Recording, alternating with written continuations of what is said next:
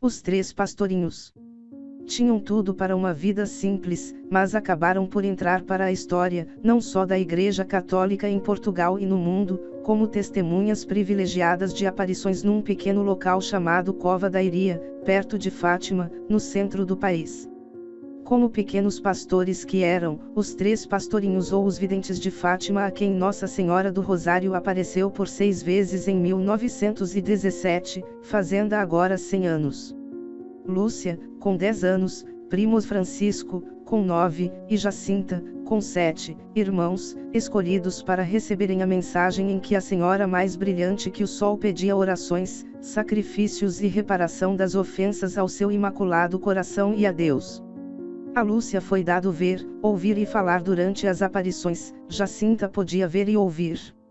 Francisco podia apenas ver, pelo que a prima e a irmã lhe relatavam depois tudo o que tinham ouvido. Nascida em Aljustrel, como os seus primos, a 28 de março de 1907, batizada 2 dias depois, Lúcia recebe a primeira comunhão em 30 de maio de 1913 de acordo com a documentação conhecida, impressionado com os seus conhecimentos catequéticos. Nas suas memórias, Lúcia relata que em 1915 teve pela primeira vez visões de uma espécie de nuvem, por 3 ocasiões diferentes, quando estava com outras amigas.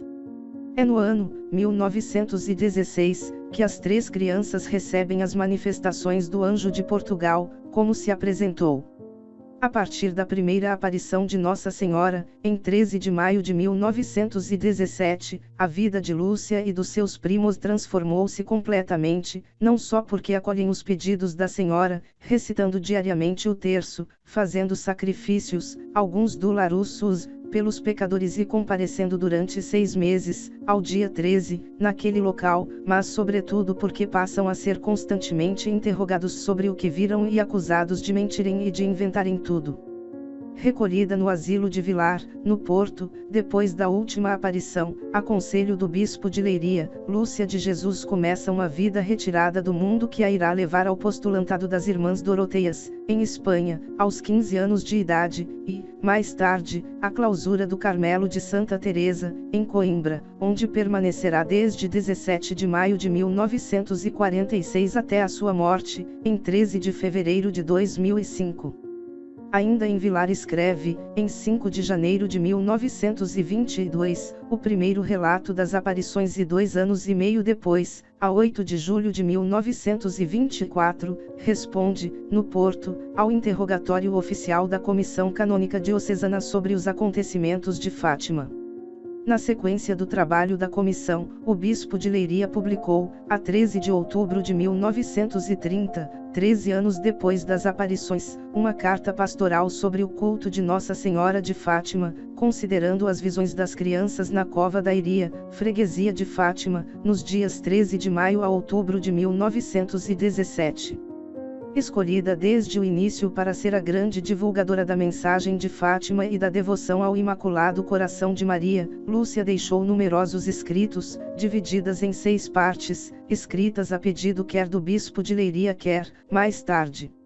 As 6 partes das memórias, redigidas entre dezembro de 1935 e março de 1992, incluem o relato das aparições, tanto do Anjo de Portugal como da Senhora do Rosário e evocações de Jacinta. A terceira memória, datada de agosto de 1941, integra as 2 primeiras de 3 partes do conteúdo reservado da mensagem de Fátima que passou a ser conhecido como o Segredo de Fátima, a visão do inferno e o pedido de devoção ao Imaculado Coração de Maria e de consagração da Rússia. A terceira e última parte do segredo é incluída na 4ª memória e refere-se à luta dos sistemas ateus contra a Igreja e os cristãos e descreve o sofrimento imane das testemunhas da fé do último século do 2º milênio. É uma via sacra sem fim, guiada pelos papos do século XX, conforme anunciou em Fátima, em 13 de maio de 2000. Os 3 pastorinhos, apesar de inúmeras ameaças, o qual só mais tarde foi escrito pela irmã Lúcia, em obediência ao pedido explícito do bispo da Diocese de Leiria, sendo posteriormente enviado à Santa Sé, onde ficou arquivado. Em carta dirigida ao Papa Pio XII, em 2 de dezembro de 1940, Lúcia pede insistentemente que seja atendido o pedido de Nossa Senhora, reafirmado em aparições posteriores em Espanha, para que fosse proclamada a devoção ao Imaculado Coração de Maria e a consagração do mundo, e em especial da Rússia, ao Coração de Maria. Consagração que Pio XII acabou por fazer, a 31 de outubro de 1942, em Roma, renovando-a no mesmo local a 8 de dezembro. Lúcia acabou por encontrar-se pessoalmente com quase todos os papas que cruzaram a sua vida desde as aparições, exceto com Bento XV e Pio XII. O primeiro contato direto com um sumo pontífice ocorreu em 1967, quando se deslocou a Fátima para se encontrar com Paulo VI, a pedido do próprio Papa, durante as celebrações do cinquentenário das aparições. A imagem do sucessor de Pedro ao lado da única vidente de Fátima viva correu o mundo e constituiu, para muitos, a primeira vez que viam Lúcia. Com João Paulo e não houve um contato direto durante o seu curto pontificado, mas a irmã Lúcia recebera o então cardeal Albino Luciani, futuro Papa, no Carmelo de Coimbra, depois de uma visita do patriarca de Veneza a Fátima. A conversa foi prolongada. Os contactos mais frequentes foram com João Paulo II, depois do atentado em Roma, durante as visitas que o Papa efetuou a Fátima. A última visita assumiu um caráter especial para a irmã Lúcia, pois ocorreu a propósito da beatificação dos seus primos Francisco e Jacinta, os outros dois pastorinhos de Fátima, e foi a altura escolhida pelo Papa para anunciar a terceira e última parte do segredo de Fátima, referente, na interpretação do pontífice, à predição do atentado que sofrera em 1981. A irmã Maria Lúcia de Jesus e do Coração Imaculado, nome que adotou quando professou os seus votos perpétuos, em 31 de maio de 1949, morreu a 13 de fevereiro de 2005 e foi sepultada no Carmelo de Santa Teresa, em Coimbra, sendo os seus restos mortais trasladados para a Basílica de Nossa Senhora do Rosário de Fátima a 19 de fevereiro de 2006, ficando ao lado de sua prima Jacinta. 3 anos após a morte de Lúcia, em 3 de fevereiro de 2008, o cardeal José Saraiva Martins, então prefeito da Congregação para as Causas dos Santos, anuncia, no Carmelo de Coimbra, que o Papa Bento XVI tinha acedido aos pedidos do bispo de Coimbra, de Albino Cleto, e de numerosos fiéis em todo o mundo, para que fosse dispensado o período canônico de espera de 5 anos para a abertura do processo de beatificação da vidente. A fase diocesana do processo foi aberta por de Albino Cleto, em 30 de abril de 2008, e a sua conclusão foi anunciada em 13 de janeiro de 2017. Um longo período que se justificou, segundo a Irângela Coelho, vice-postuladora da causa de canonização da irmã Lúcia, grande parte da qual existente no Vaticano, e de recolher os testemunhos acerca da sua fama de santidade e das suas virtudes heróicas, culminando num volumoso processo de 15.000 páginas. Das curtas vidas de Francisco e de Jacinta Marto, as duas candeias que Deus acendeu para iluminar a humanidade nas suas horas sombrias e inquietas, como João Paulo II lhes chamou, há poucos registros biográficos. Nascidos ambos em Aljustrel, com menos de 2 anos de intervalo, morrem pouco tempo depois das aparições, tal como Nossa Senhora lhes tinha anunciado, a Jacinta e o Francisco levam-os em breve. Vidas breves, mas suficientes para que a Igreja Católica reconhecesse, pela primeira vez na sua história de 2000 anos, a heroicidade das virtudes e a maturidade de fé de crianças, por decreto de João Paulo II. Francisco Marto se apresenta de carapuço na cabeça e jaleca curta, com o cajado e o saco do farnel ao pescoço. Nasceu em 11 de junho de 1908 e foi batizado em 20 de junho na Igreja Paroquial de Fátima. Com apenas 8 anos de idade, começou, com a sua irmã Jacinta, a pastorear o rebanho dos seus pais pela zona da Cova da Iria, local onde, com a prima Lúcia, viriam a testemunhar as aparições, durante as quais podia apenas ver, sem ouvir ou falar. Levado pelo desejo íntimo de consolar o coração de Jesus, pois dizia que queria dar alegria a um Deus que estava triste com os agravos ao seu coração, Francisco viveu intensamente a oração contemplativa.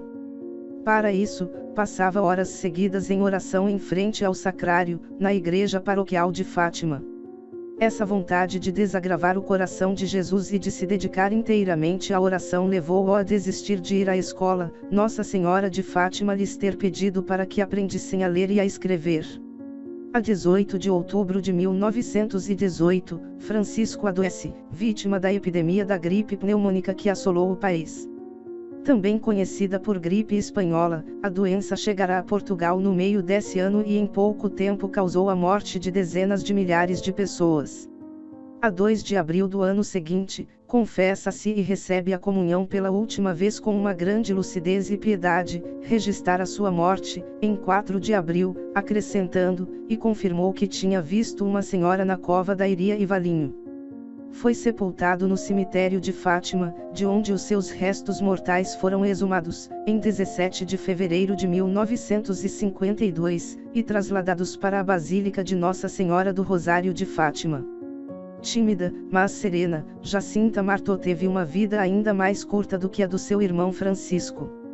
Nascida a 11 de março de 1910, também em Aljustrel, não chega a atingir os 10 anos de idade, ao falecer em Lisboa, igualmente vítima da pneumônica, em 20 de fevereiro de 1920, longe da família, mas consolada com a certeza de ir para o céu. Nas aparições, Jacinta via e ouvia, mas não falava. Segundo a prima Lúcia, Jacinta afligia-se com o sofrimento dos pecadores de que se apercebera na visão do inferno, aparição de 13 de julho de 1917, e o seu coração encheu-se de compaixão por eles e de devoção ao Imaculado Coração de Maria. Essa profunda devoção levou-a à oração intensa e a suportar sacrifícios pelos pecadores, nos quais recorda que a prima sofria com o afastamento da família, chorando com fome nos períodos em que fazia jejum por compaixão pelos pecadores. Jacinta disse ter tido várias aparições de Nossa Senhora durante a sua doença, em casa, na igreja de Fátima, no orfanato onde esteve, em Lisboa, antes de ser internada e, depois, no hospital de De Estefânia. Tal como o irmão, adoece com a pneumônica em outubro de 1918, tendo sido internada pela primeira vez no Hospital de Vila Nova de Ourém, de 1 de julho a 31 de agosto de 1919, já depois da morte de Francisco. No ano seguinte, ano da sua morte, volta a ser internada, desta vez no Hospital de De Estefânia, em Lisboa, a 2 de fevereiro. Foi operada, mas acabou por falecer em 20 de fevereiro, com a maior tranquilidade, sem ter comungado, apesar de ter pedido insistentemente que lhe dessem a comunhão, pois, dizia, iria morrer em breve, segundo o relato do médico que a acompanhou. O seu corpo foi levado para a Vila Nova de Ourém, em cujo cemitério foi sepultado em 24 de fevereiro, no jazigo dos Cundes de Alvaiazeri.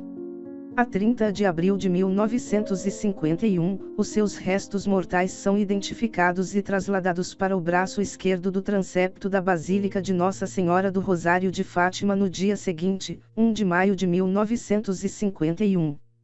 Precisamente um ano depois, a 30 de abril de 1952, o bispo de Leiria, D. José Alves Correia da Silva, abre os 2 processos diocesanos sobre a fama de santidade e as virtudes dos 2 irmãos. Seguindo caminhos paralelos, a fase diocesana do processo de Jacinta é encerrada em 2 de julho de 1979, contendo 77 sessões e 27 testemunhos. O processo de Francisco é encerrado, um mês depois, a 1 de agosto, com 63 sessões e 25 testemunhos.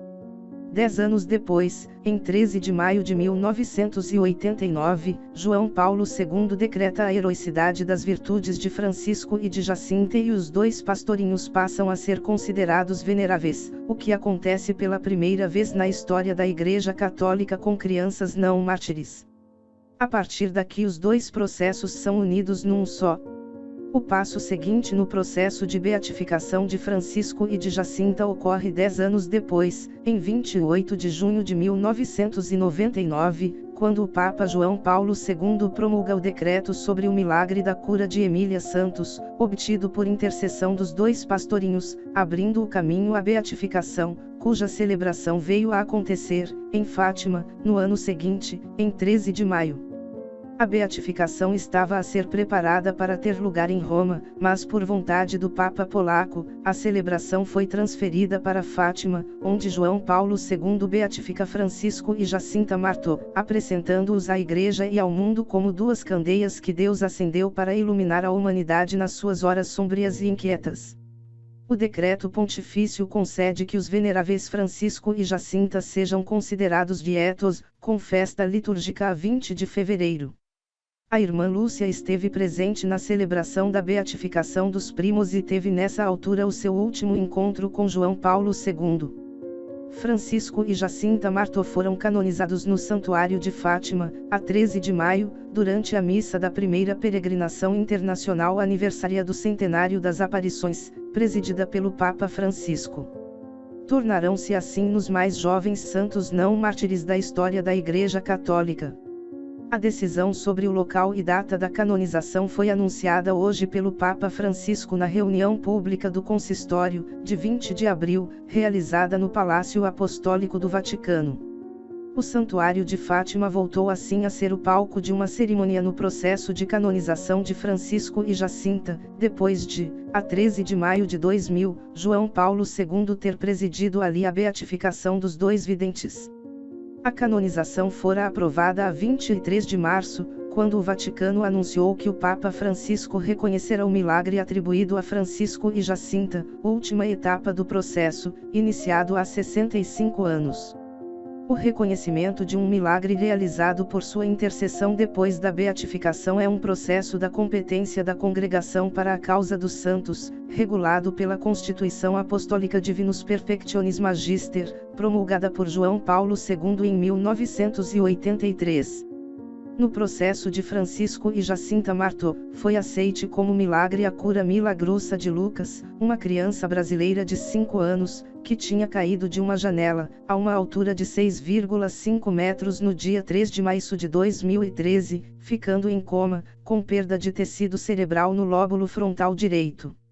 A oração das famílias e das Irmãs do Carmelo de Campo Mourão, no Brasil, pedindo a intercessão de Francisco e Jacinta, resultou na cura total de Lucas, facto que os médicos não conseguem explicar.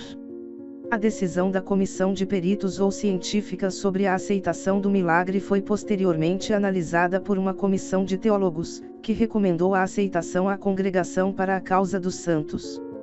O decreto saído da congregação, declarando santos os dois beatos, foi então submetido à aprovação do Papa Francisco, o que aconteceu a 23 de março deste ano.